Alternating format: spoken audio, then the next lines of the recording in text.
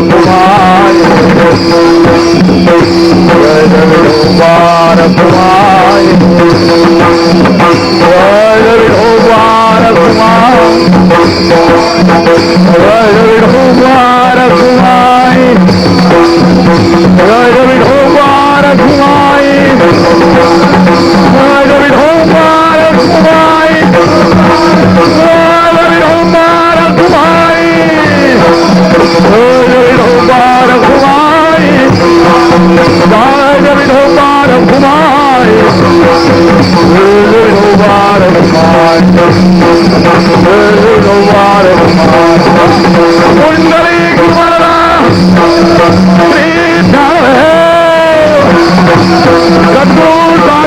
महाराज की भगवान रामेश्वर की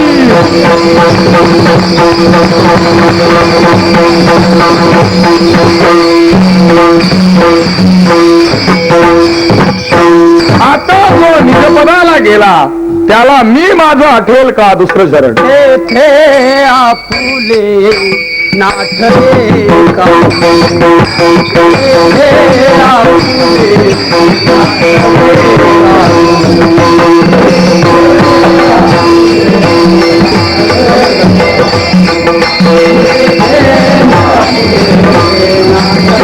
पुढे काही ना करे तेथे आपुले काही नाठले तेथे आपुले नाठले काही नाठले तेथे आपुले काही नाठले आप अपना न पड़े खाइए आप अपना न पड़े खाइए तेथे आपुले काही नाठले तेथे आपुले काही नाठले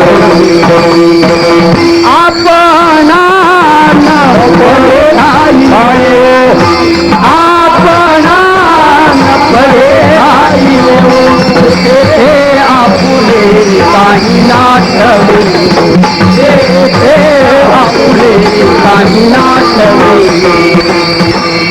तो निजपदाला गेला मोक्षू त्याला आता त्या निजपदावर तेथे आपुले काही ना ठरे हो आपणा न पडे ठाई हो त्याला आपुले म्हणजे मी माझं अजिबात आठवत नाही आणि पुढं नाही अहम ब्रह्मास्माकारक वृत्ती सुद्धा तिथं शिल्लक राहिली नाही तिथं स्वतःची तरी आठवण कशी राहील तुझा सरळ अर्थ आहे तो मुमुक्षु निजपदाला निरीक्षित गेलाय आणि पाहे तो तन्मय निजपदाला गेला निरीक्षित गेला तर तन्मय होतो गुरुजी म्हणायचे इतर पदामध्ये तन्मयता नाही आणि निजपदामध्ये भिन्नता नाही हे म्हणायचे मनुष्य घोड्याच्या ज्ञानात घोडा होतो का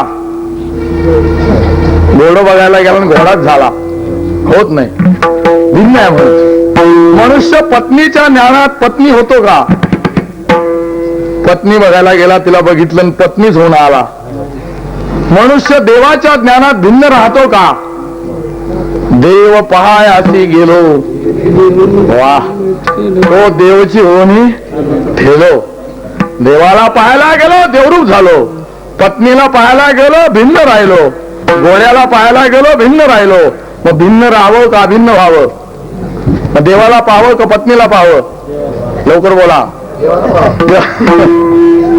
देव पाहावं उंच ठाई उभे राहावं ही उंच पद आहे बर का गुरुजी पुढे म्हणायची घट वृत्ती काय आहे पण जड आहे वंद्या पुत्र निर्वृत्ती काय आहे पण असत आहे ब्रह्म निर्वृत्ती काय आहे पण सच्चित आनंद एक व्यापक स्वयंप्रकाशक अवस्था रहित सूची आणि नित्य आहे अशा नित्य सच्चिदानंद अद्वय पदाला तो गेलाय त्याला आपलं काही आठवेल का दुसरा आठवणा हा बंद आहे द्वे पदे बंद मोक्षाय ममेति न ममेति च ममेति बद्धते जंतुर न ममेति प्रमुच्यते दोन पद आहेत याच्या सुद्धा एक मम आहे आणि एक अहम आहे ही दोन्ही पद मम आणि माझं जर काढलं आणि माझं कोणी नाही, मी कुणाचा नाही असं जर म्हटलं तर तो मुक्त होतो. म्हणून माणसानं मी आणि माझं काढावं. अहमिती प्रथमाध्यासे जीवासी जीवित्वा भासे, तो जे जे तत्वी प्रवेशे ते न्यायसे म्हणत की. पहिला अहम अध्यास आहे, हा कारण अध्यास, आणि मम अध्यास हा कार्य अध्यास आहे. दोन्ही अध्यास जावेत, माझे राहू नये आणि मी राहू नये. माणसाला बंद करणार हे मम आणि अहम पद आहे. रेल्वे मधून प्रवास चालला होता, एक गोष्ट सांगून पुढे जातो.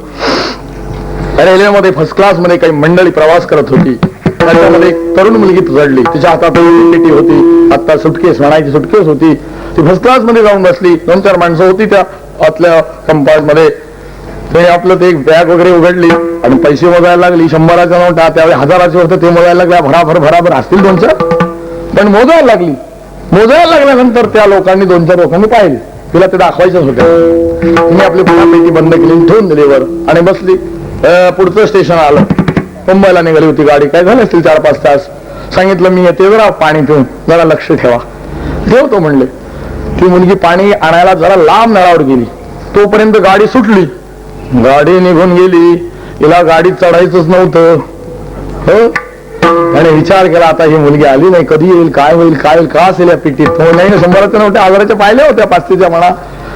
आता आपण बघूया, नाही आली तर मुंबई आली. VT स्टेशन त्यावेळी होतं, तरी ती आली नाही.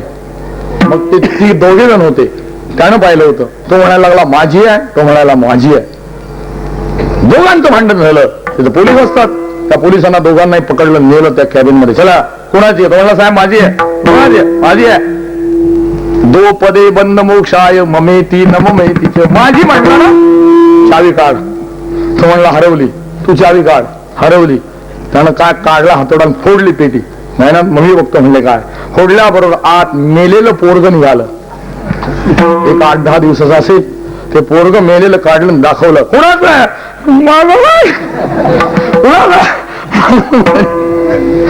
घे फटका का मार. कोणाचं?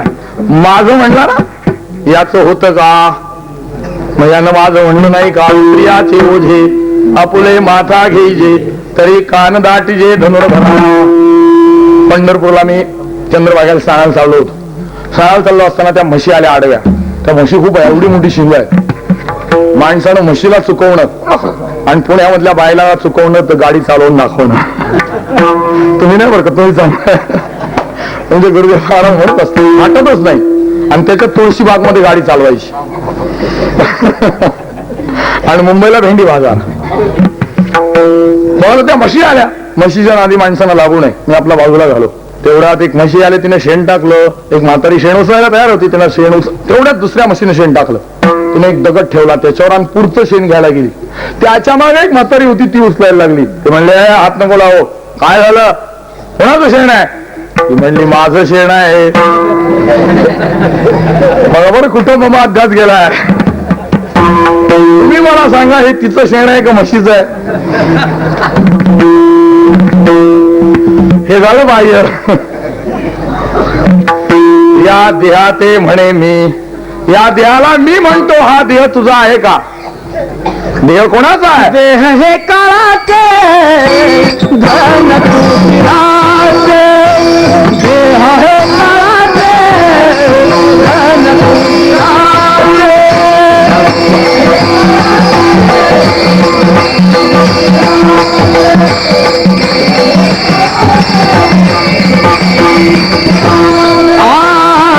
हे काळाचे धन तुझ्याचे.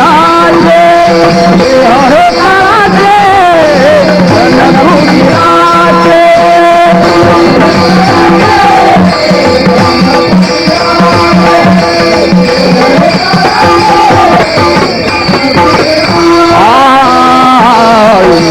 मनुष्याचे काय आहे?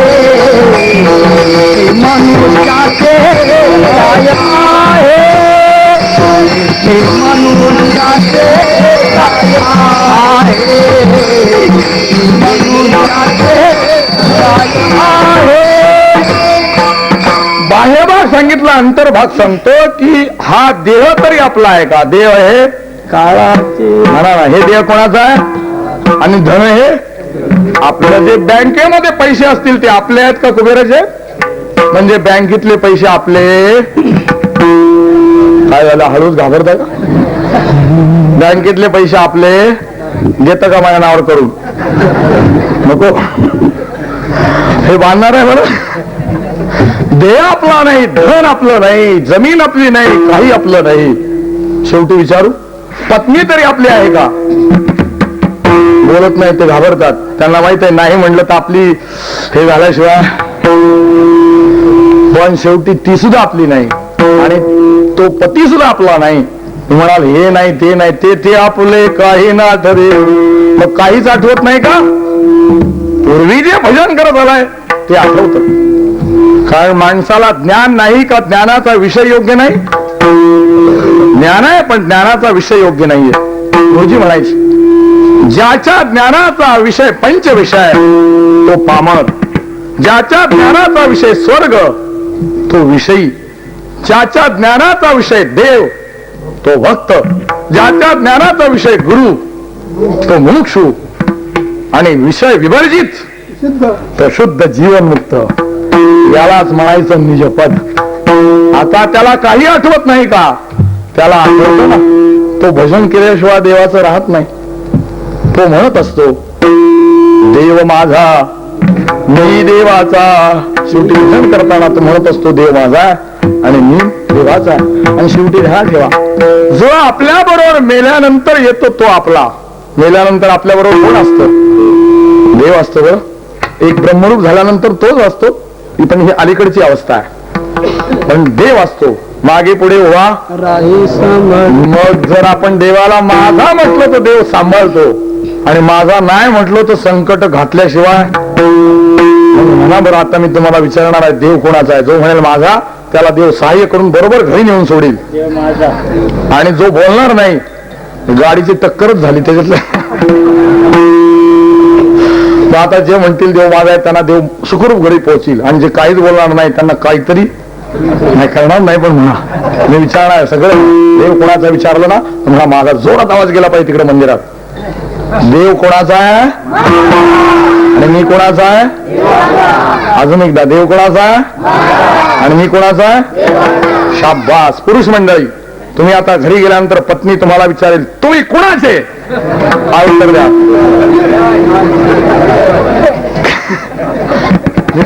कीर्तनात बऱ्याच विचारले पण मला ते विचारले. रामेश्वरला आलोय, काय सांगाल कोणाचा आहे? देवाचा. आणि ती म्हणली जा देवाकडे चहा प्यायला तर घाबरू नका, देवाकडे येऊ. आपल्यालाच नका जाऊ, आपल्याला प्यायचं नाही. आता महिला मंडळी, तुम्हाला जर विचारलं त्यानं तू कुणाची आहेस तर काय उत्तर द्याल? शाबास. तुम्हाला आता 33% जागा मिळाल्या. पुढच्या निवडणुकीत 50% मिळणार आहे आणि त्याच्या पुढच्या 80%. आणि यांना पुरुष मुक्ती आंदोलन करावं लागणार. आमचे गुरुदेव महाराज नाही सांगतात. आता जर देव माझा मी देवाचा झाल्यानंतर दुसरं काही आठवेल का? विषय तो त्यांचा झाला नारायण. इतर नावडे जनधन तेथे आपुले काही ना ठवी. काही आठवत नाही. पुढे आप आपणा न पडे ठायो. आप आपणा न पडे ठायो. मी दिया आहे हा बंद आहे, भेद आहे. पण मी ब्रह्म आहे हा सुद्धा बंद आहे. अहम ब्रह्मास्मी सात्विकतेतला बोध आहे पण हा सुद्धा बंद आहे. अहम ब्रह्मास्मी हा अभिमान. शुद्ध ब्रह्मे नव्हे जाण. अहमपणे तेही कठीण तेही लक्षण अवधारी. तुका म्हणे अहम ब्रह्म. तुका म्हणे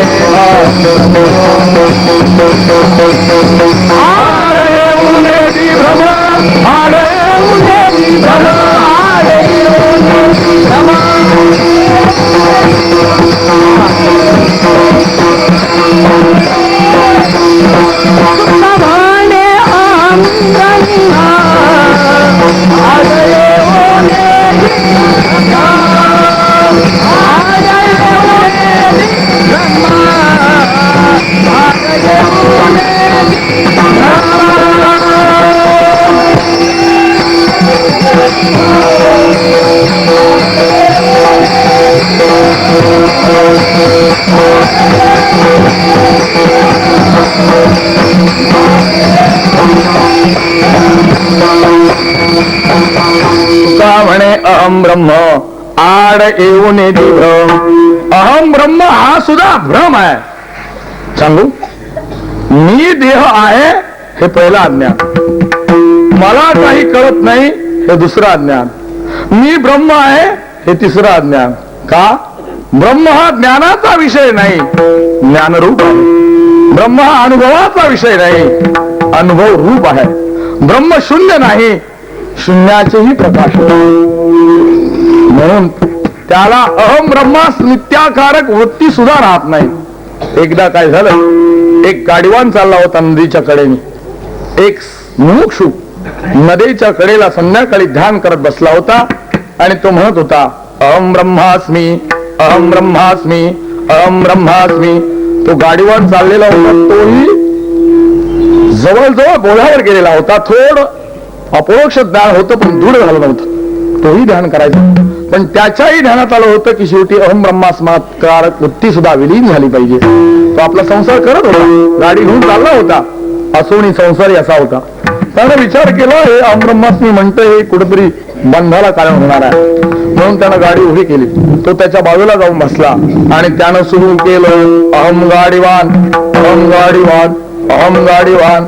मी गाडीवान आहे, गाडीवान आहे. हा म्हणतोय अहम ब्रह्मास्मी.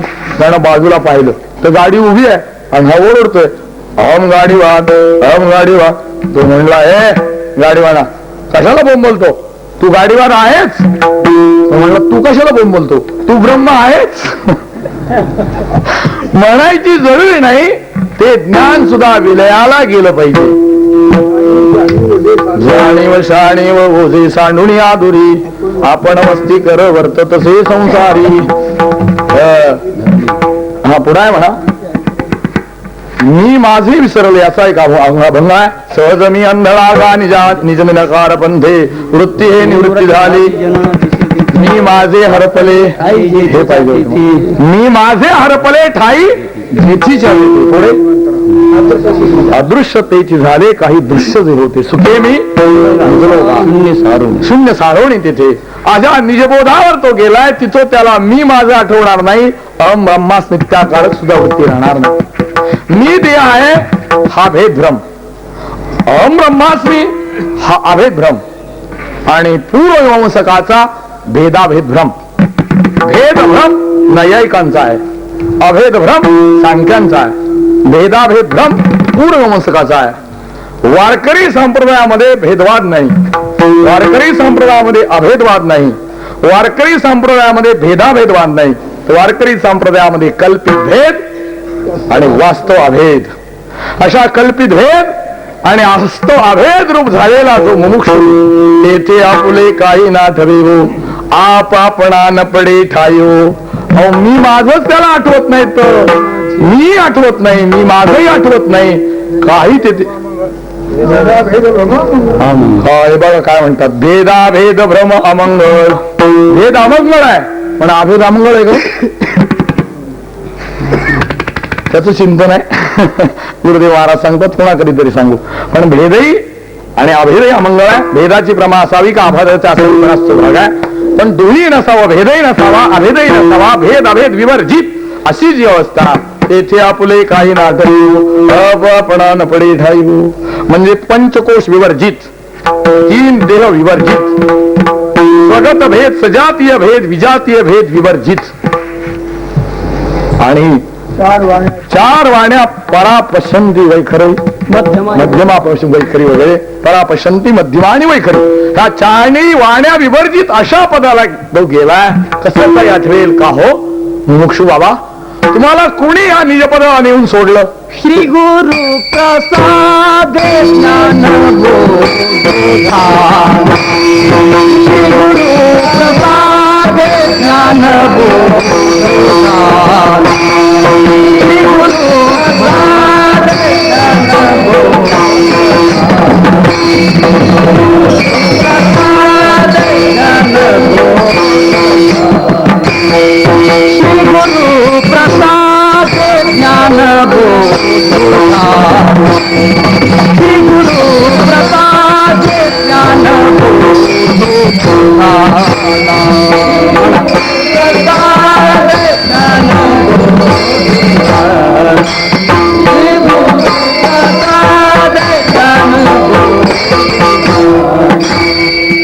नव्हे ते ठाऊ पडिले ओ माये नव्हे ते ठाऊ पडिले ओ माये तेथे आपण काही तेथे आपण काही तेथे आपण काही नवे ठाऊ पडिले ओ माये नवे ठाऊ पडिले ओ माये तेथे आपण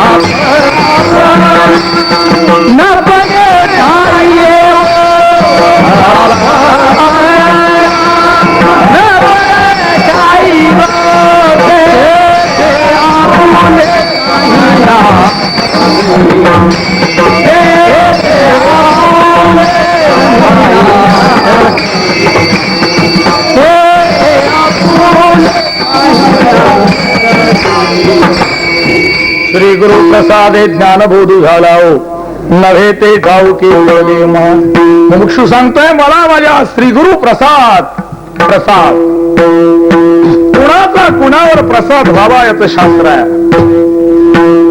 पतीचा प्रसाद पत्नीवर व्हावा बरोबर.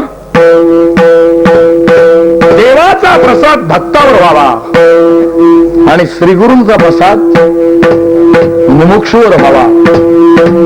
पण ध्यानात ठेवा जरी पतीचा प्रसाद पत्नीवर झाला देवाचा प्रसाद भक्तावर झाला तरी तो मुक्त होणार नाही. त्या इतर पदामध्ये सेवा करण्यामध्ये मुक्तता नाही. आणि श्रीगुरूंचा जर प्रसाद झाला तर भिन्नता राहत नाही. कारण सद्गुरू वाचून कोणी चालणारा नाही. गुरु वाचून सारी तार सारी तार सद्गुरु वाचून सारी तार सारी तार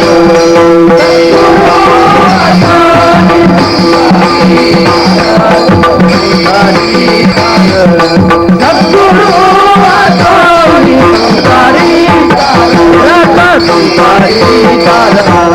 सद्गुरु सद्गुरु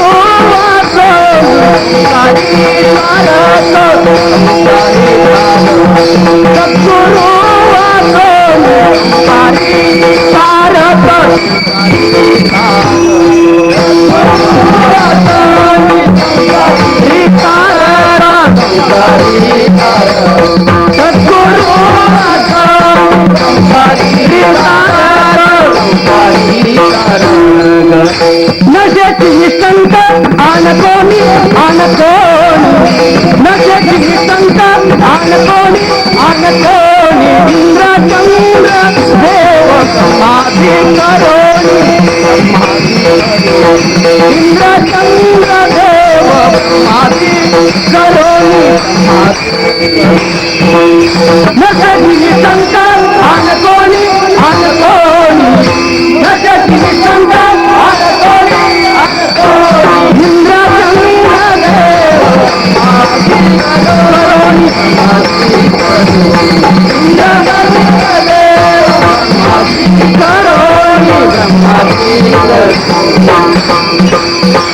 श्री गुरूंचा प्रसाद घेतल्याशिवाय मनुष्य जीवनमुक्त होत नाही.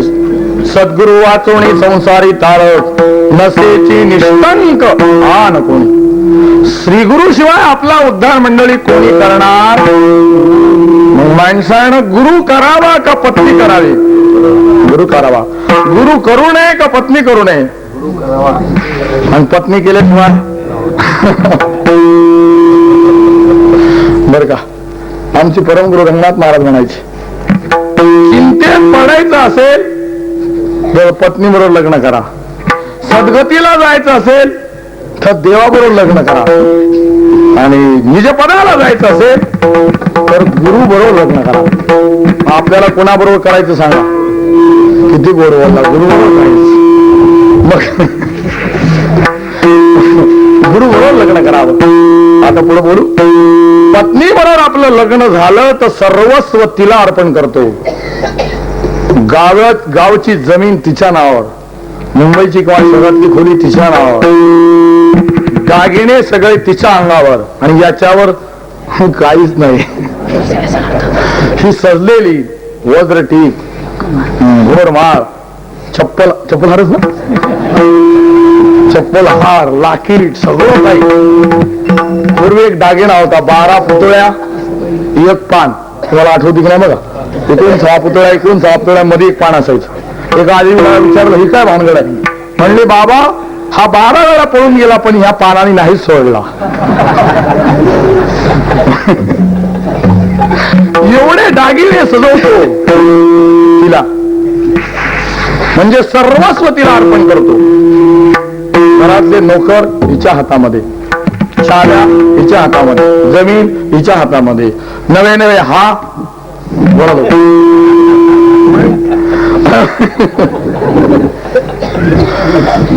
तिचा होतो सर्वस्व तिला अर्पण करतो.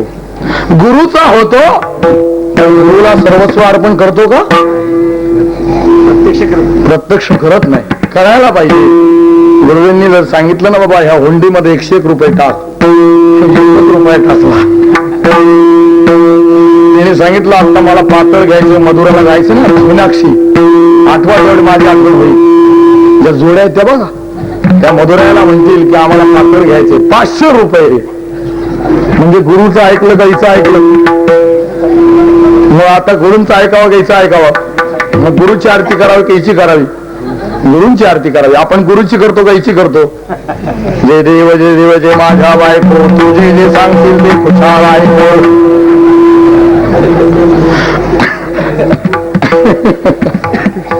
बघा, म्हणजे आता पुढे विचार, गुरु केला पाहिजे. माणूस गुरु करतो, गुरुजी म्हणायची का पत्नी करतो? पत्नी करतो, असं उत्तर आहे. पुढे गुरुजी विचारायचे, गुरु न केला तर चालेल का पत्नी न केली तर चालेल? एकच आवाज आला. बाकीच्यांचं चालायचं, गुरुच्या पदाला तुम्हाला म्हणजे करू नये असं नाही, पण गुरूंच्या आज्ञेत वागावं. जसं पत्नीच्या आज्ञेत वागतो किंवा पत्नी त्याच्या आज्ञेत वागते, तसं श्री गुरूंच्या आज्ञेमध्ये वागावं. गुरु करावा, पत्नी नाही केली तरी चालेल. रामदास स्वामी, माऊली ज्ञानेश्वर महाराज, निवृत्तीनाथ, सोपान काका, मुक्ताबाई, मीराबाई सोडून द्या. तर आदींनी आपला व्यवहार केला नाही, संसार केला नाही, पण ते निज पदाला गेल्याशिवाय राहिले नाही. म्हणून गुरु करावा. पुढे नुसता गुरु करू नये, त्याचा प्रसाद मिळवावा. आपण मंडळी गुरु करतोय, पण आपल्याला का उन्नती होत नाही? प्रसाद मिळत नाही. आज कितीतरी कीर्तनकार आहेत यशस्वी झालेले नाहीत, बाबांना माहित आहेत. आणि काही कीर्तनकार यशस्वी का झाले? श्री गुरूंचा प्रसाद. श्री गुरु प्रसाद कधी देतात? त्यांच्या आज्ञेत वागलं तर. तद्विधी प्रणिपातेन, चालू आहे आपला उपदेशंती ते ज्ञानम ज्ञानिन तत्वदर्शना, ते तत्वदर्शना ज्ञानी हा उपदेशंती, पण तद्विधी प्रणिपाते, ते सांगतील त्याप्रमाणे ऐकलं तरच आपलं जीवन सफल होईल, नाही तर सफल होणार.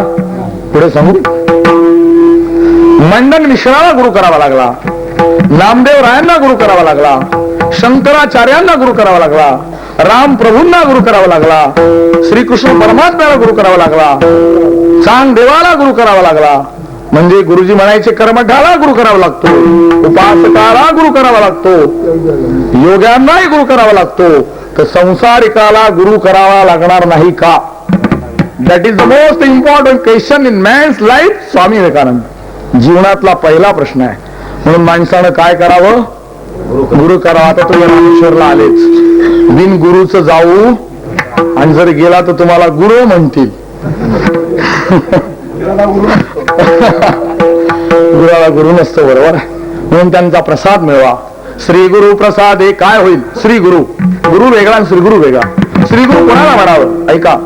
गुशब्दास्त्वंधकारोस्ती ऋषब्दास्तन निरोधः अंधकार विरोधित्वात गुरुरित्याभिधीयते. गु म्हणजे अज्ञान रूपी अंधकार, रु म्हणजे ज्ञानरूपी प्रकाश, जो आपल्या शिष्याच्या हृदयातला अर्थात बुद्धीतला अज्ञान रूपी अंधकार काढतो आणि त्याची बुद्धी तद्रूप करतो, त्याला म्हणायचं गुरु. आणि इतर नुसते पैसे देणार. जा तुम्ही आता तिरुपती बालाजीला. गुरुजी म्हणायचे बालाजीचे वारकरी श्रीमंत होतात आणि विठोबाचे वारकरी मोक्षाला जातात. माणसानं तिरुपतीचे बालाजीचे वारकरी व्हावं का देवा विठोबाचे व्हावे? विठोबाचे होण्याकरता पहिला श्री गुरूंना शरण जावं लागेल. नामदेवरायाला गुरुकडे पाठवलंय, बोलत होते देवाबरोबर. पण सगुण साक्षात्कार्याला सुद्धा गुरुकडे जावं लागलं, तर आपल्याला जावंच लागणार. श्री गुरु प्रसाद आहे, त्याला श्री गुरु त्यांचा प्रसाद घ्यावा. श्री गुरु प्रसाद ज्ञानबोधू ह्याला उपदेश करतील, ज्ञानरूप तद्रूप ही वृत्ती होईल. पुढे सांगू. विषयोपही चैतन्यानंदामुळे विषयावर अंतकरण उपही चैतन्याने तो प्रकाशित होतो. निरवच्छिन्न चैतन्य ज्ञानाने होतो. काय? निरवच्छिन्न चैतन्य ज्ञान पाहिजे. निरवच्छिन्न चैतन्य ज्ञान करून देणारे तद्रूप करणारे श्री गुरु आहेत. आणि ते काय करतात? नव्हे ते ठाऊके पडले वाय. जे मला माहित नव्हतं ते त्यांनी मला माहित करून दिलं. आता इथं माहित का नाही? आपल्याला कपुष्प माहित आहे का? आकाशाचं फुल कोणाला माहित आहे? वंद्यापुत्र तुम्ही पाहिला? कशाचं सिंह पाहिलं? कसं हे माहित नव्हते माहित करून दिलं की काय? असा असत्कार्यवाद येईल, तो येऊ नये म्हणून पुढे मी चिंतन सांगतो. एकदा त्याच माऊलीचं भजन करा, पुढे चिंतन सांगणार आहे, नंतर आपली सेवा संपेल. ज्ञानेश्वर माऊली राज माऊली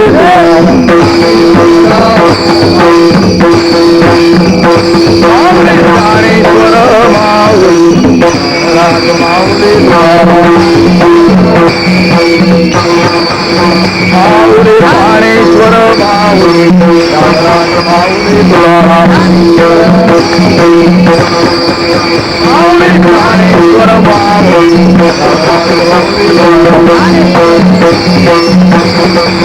कुंडलेश्वर श्री दळदेव माऊली ज्ञानेश्वर महाराज दत्तू साखरे महाराज भगवान रामेश्वर प्रभू की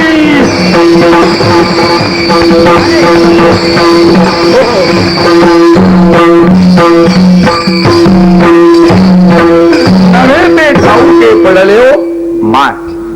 आता जे माहीत नव्हतं ते फक्त माहीत करून दिलं. यालाच म्हणतात प्राप्ताची प्राप्ती आणि नित्य निवृत्तीची निवृत्ती. आपल्या स्वरूपाच्या ठिकाणी दुःख अजिबात नाही, पण आपल्याला दुःख वाटतं की नाही? दुःखी आहे कोणाला विचारा.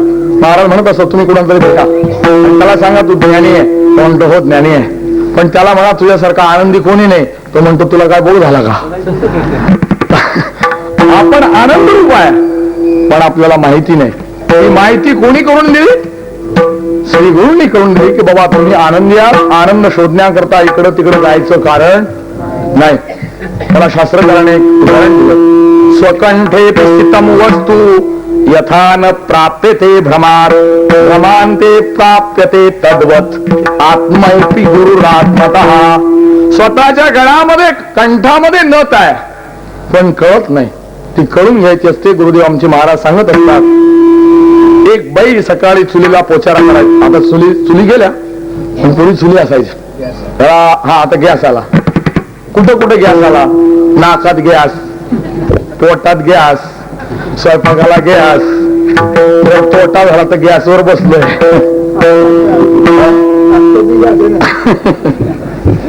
तर पूर्वी चुली असायच्या. तिने आपलं पोटावर घेण्याकरता सुरुवात केली, पण पतीने नोंद घेतली होती, मुंबईवर आणली होती. पडेल की काय काय होईल की म्हणून घरामध्ये ठेवली. वय झालं होतं थोडस, त्यामुळे आठवण राहिली नाही. मागणे काय करावं? सगळं झाल्यानंतर बाई ग म्हणली माझी नथ कुठे गेली? सापडे ना रडायला लागले बिचारी. ते सगळं स्वयंपाक राहिला, पती गेला होता गावामध्ये.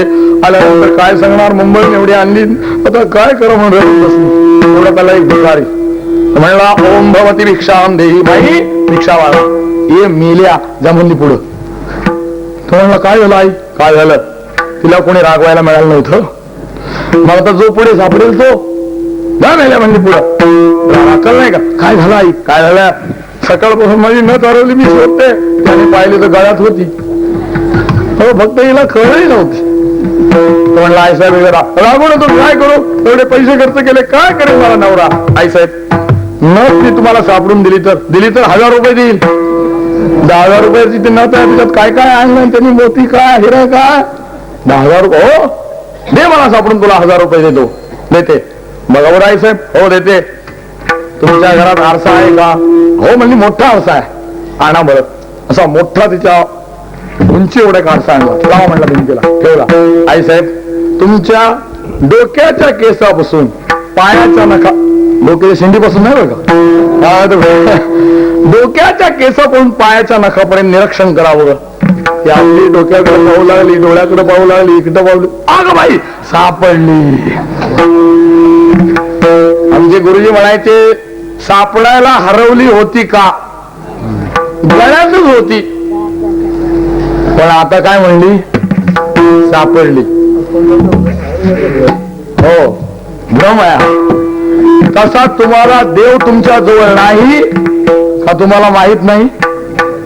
आता सगळ्यांना सांगितलं की देव तुम्हीच आहात. Every man is the god but playing a fool. Swami Vivekananda. देवची बरे, देवची बरे तुका म्हणे. आपल्याला फक्त श्री गुरु सांगतात बाबा तू देव आहे, कशा करता हिंडतो विषयासक्ती त्याच्यात करतो.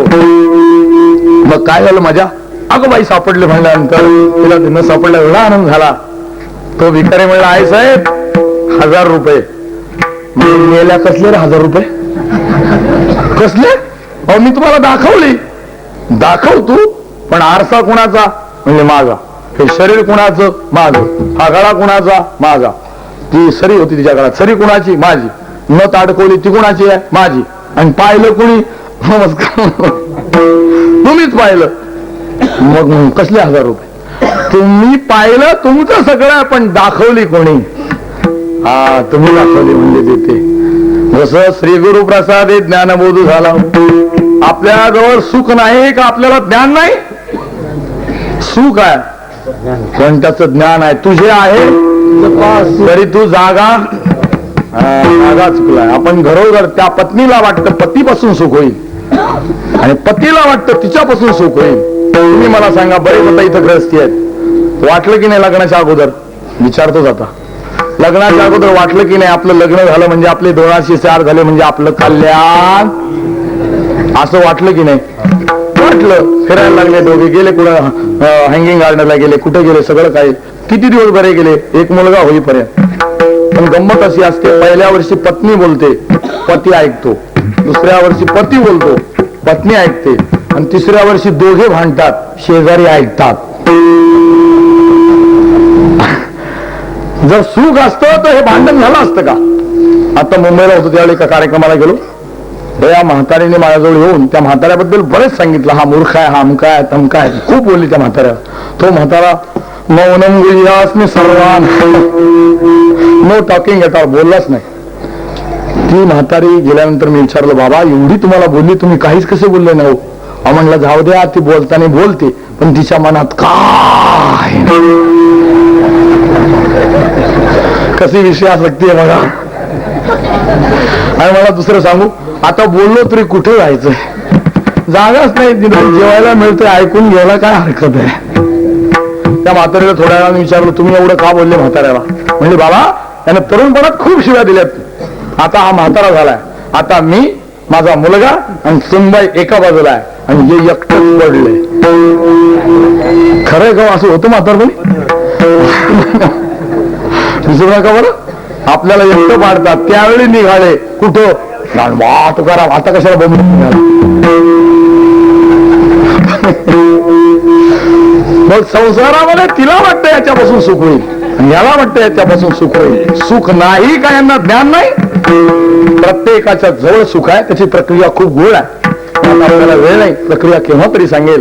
पण आपल्या आज जी बुद्धी आहे ती बुद्धी ज्यावेळी स्थिर होईल, स्थिर झालेल्या बुद्धीमध्ये आत्म्याचं प्रतिबिंब पडतं आणि ज्यावेळी तुम्ही स्थिर बुद्धी कराल त्यावेळी आनंदी व्हाल. एखादा विषय तुमच्या हातात येतो, एखादा मुलगा तुमचा 10 वर्षांनी भेटतो, त्यावेळी भेटल्यावर किती आनंद होतो. मुलाने आनंद दिला का आत्म्याने दिला?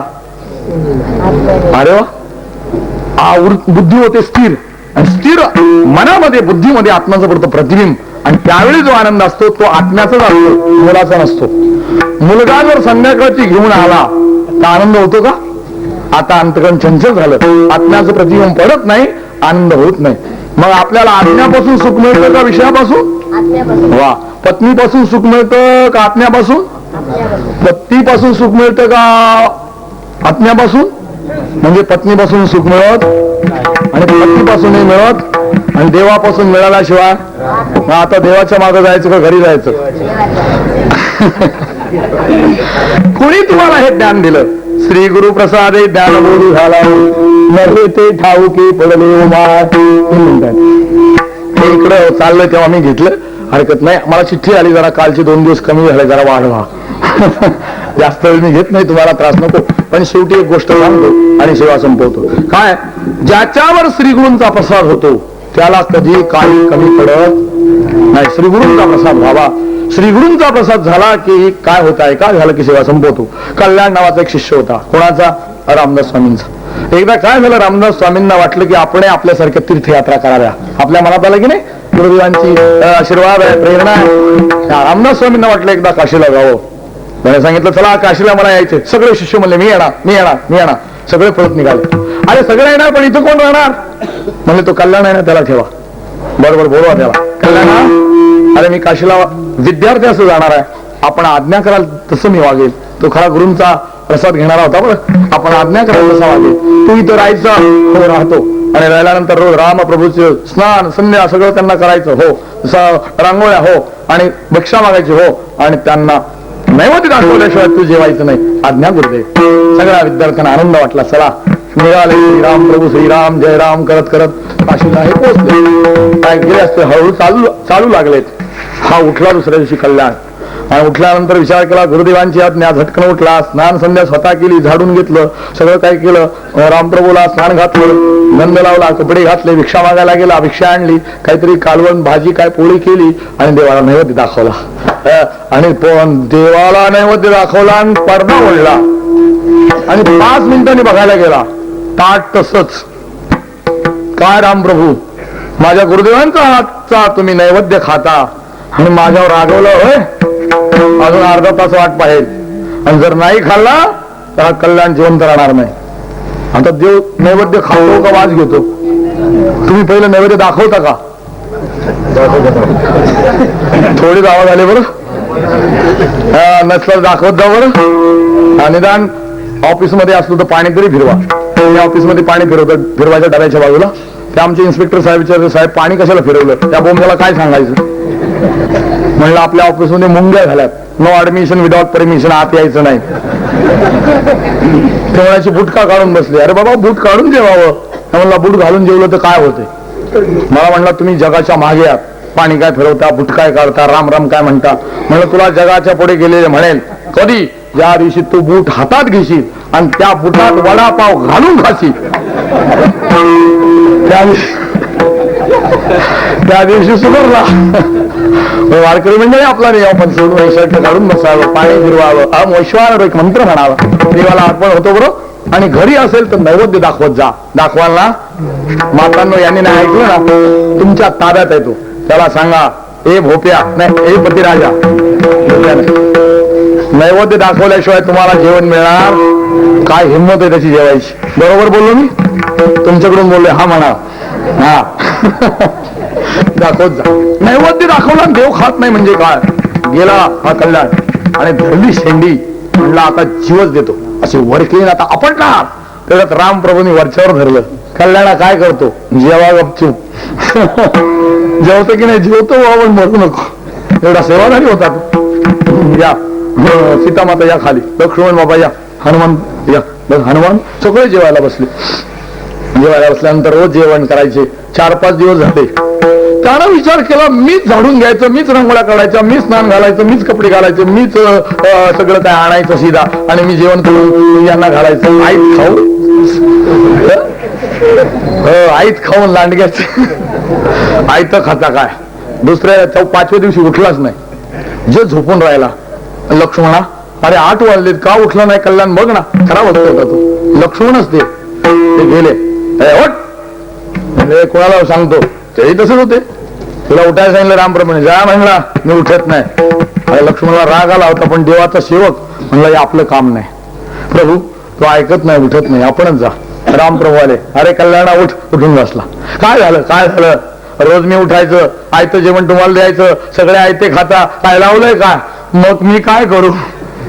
मागे पुढे उभा राहायचं, रक्ताच माग मी सर्व काय करू सांग. तेव्हा तुम्ही काय करू नका. मग लक्ष्मणाने भिक्षा मागायची, कारण झाडून वगैरे सगळं काय घ्यायचं. बर सीतामातेने जेवण तयार करायचं. बर मी फक्त तुम्हाला नैवेद्य दाखवणार. मी केलं ना चरमल बरं म्हणले आज्ञा, मी काय काम करू, तू काही करायचं नाही. हनुमंताने सगळा पहाणा करायचा, पण पाहुणे आलेली बघायची. ठीक आहे बाबा, पण उठला काही नाही. स्नान संध्या केली, आपलं वाचन करून बसला. आता लक्ष्मण गेला आज्ञेप्रमाणे, भिक्षा मागून आणली 4 घरं. सीता मातेनं जेवण केलं. आता सीता माता जेवण करणारी आहे, आपली माता नाहीये ती. भाकरी करपलेली. हे कायला विचारलं, भाकरी का करपली, म्हणजे काय हो जास्त माणसं.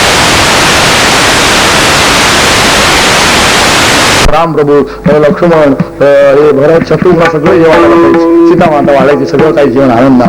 1 दिवस 4-5 दिवस गेल्यानंतर काय झालं, तोपर्यंत 8-9 दिवसात पोहोचले होते, 10 दिवसात. एक जी कढी होती ती कढी खूप सुंदर झाली.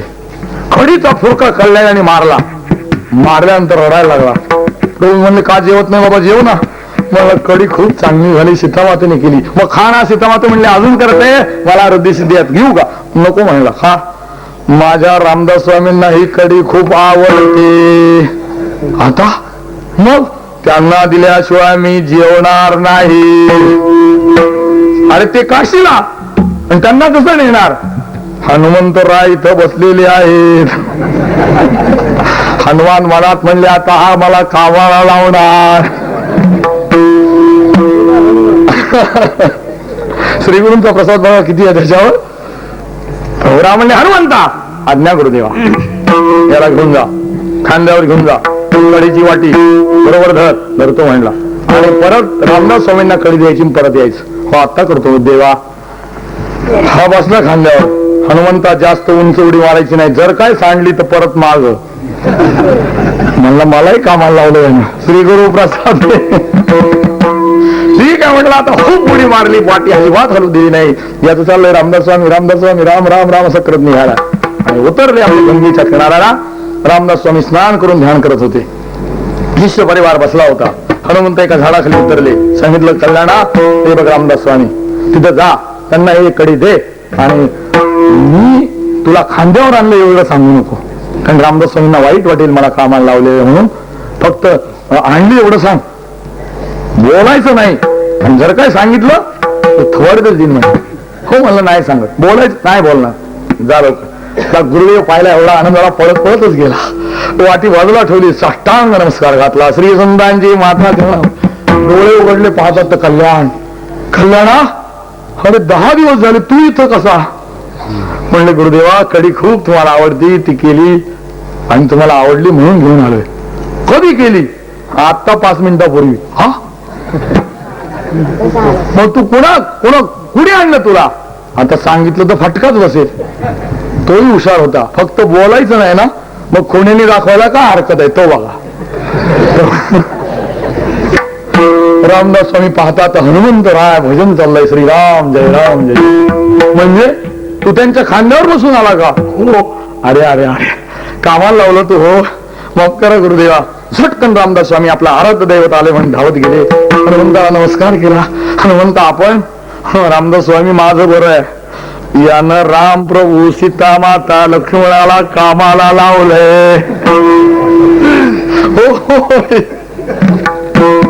रोज रिक्षा लक्ष्मण मागतोय, सीता माता जेवण करतोय, भरत शत्रुघ्न झाडून घेत आहेत, मी पहारा करतोय, तुम्हाला सगळ्यांना कामाला लावले. हो लवकर यात्रा संपवा आणि परवा काला करून आमची. हनुमंत राय ते सगळा प्रकार सगळं पाहून परत रामदास स्वामी लवकर आलेत. गोष्ट एवढ्या सांगतो, श्री गुरूंचा प्रसाद काय करत नाही. श्री गुरु प्रसादे ज्ञानबोध झाला नव्हे ते ठाऊके पडले माळ तेथे आपुले काही ना ठरे हो. आपलं काही आठवायचं नसेल, जन्म मरणातीत व्हायचं असेल तर एकच काम करा, आता त्या देवाचं नाव घ्या. देवाचं नाव घेतलं की ईश्वर कृपा करतो. ईश्वराने कृपा केली, गुरुदेव भेटतात आणि गुरुदेव भेटले महावाक्याचा उपदेश होतो. म्हणून इंग्लिश मध्ये एक म्हण, 2 graces is the most important graces in man's life. First God grace, second saint grace. जप